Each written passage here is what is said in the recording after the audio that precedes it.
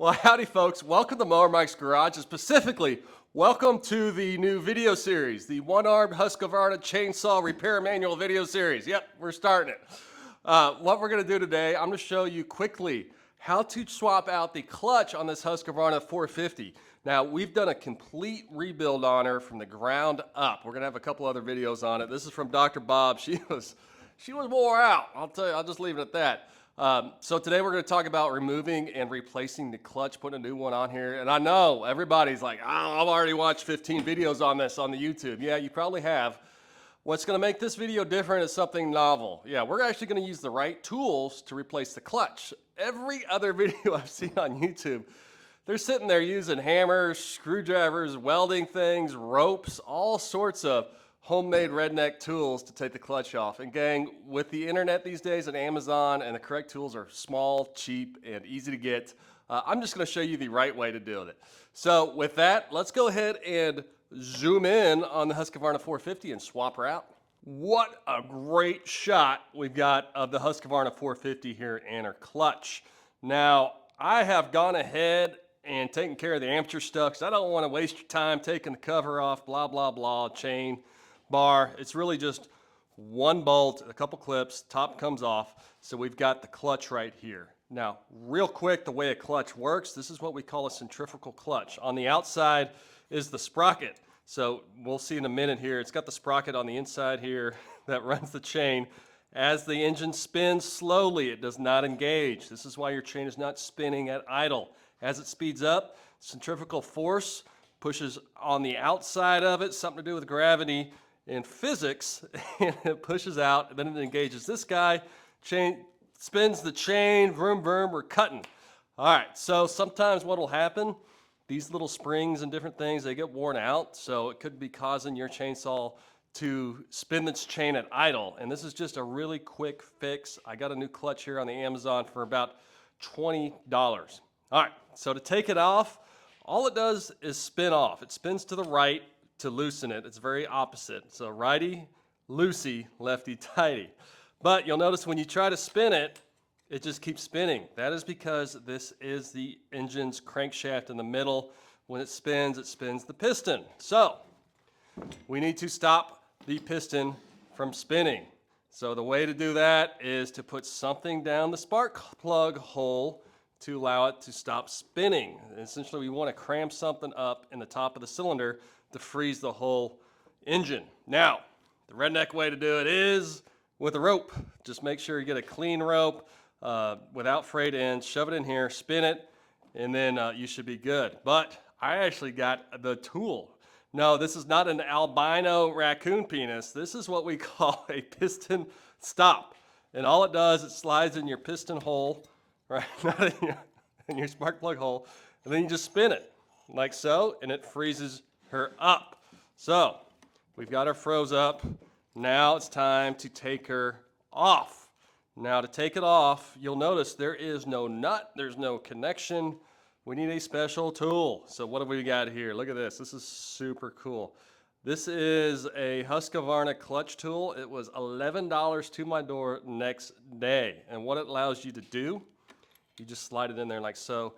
It holds the clutch, and this way we can get it off. That is not a dirty term. This is very technical here. All right, so to get the clutch off, we need to spin it. Now, you can use any type of wrench, but since I am currently disabled, we're going to use the help of some horsepower. Yep, I got my awesome DeWalt 20-volt max XR impact wrench. I'll put a link below if you want one. This thing, I use it all the damn time. So we got the old DeWalt here, and we got a 13/16 socket. Yeah, weird socket. All right, so we're gonna put her on Tighten. We got our clutch stop, our piston stop in there. Let's go ahead and do it. Look at that. Yep, it is that simple to take it off. Uh-oh, hang on. Oh, the stop didn't quite have it, so we gotta try again. When you do this, make sure to hold your piston stop in there with your hand. There we go. There we go. Oh gosh. Hopefully I don't rip anything in my shoulder again. All right, so we got the clutch off. You can see right here, it's 2 pieces. This is your sprocket, and this is a great thing to order because it comes with a new sprocket also. If you look at the old sprockets, they get really worn right here, and it causes your chain to slip. There's also a little plastic thingy in here and a spring. The kit comes with a new one. I don't know what they're used for, but you need a new one. All right, so let's throw back the clutch on.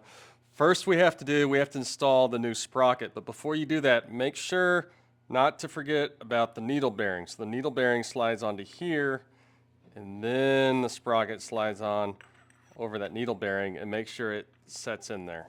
It's in there, and then you just hand screw it on.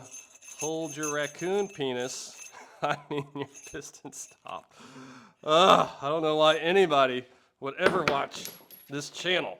All right, must be from my horrible jokes. They're all based on 7th grade. All right, let's see. All right, I got my clutch tool back in here. We got the old DeWalt. Let's see if we can line her up. Come on, we're on TV, baby. Oh, gosh dang it, I did another classic mistake. When you put this clutch on, be very careful. There's 2 ways to go on. If you screw it on this way, without the words, your clutch tool is not going to fit. That is not the right way. Turn it around.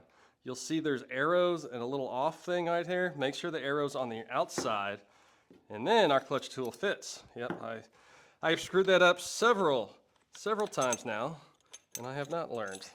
So let's go ahead and try to do this again. I apologize this takes so long, but everything takes about twice as long as normal due to my injury. Which, how did the injury happen?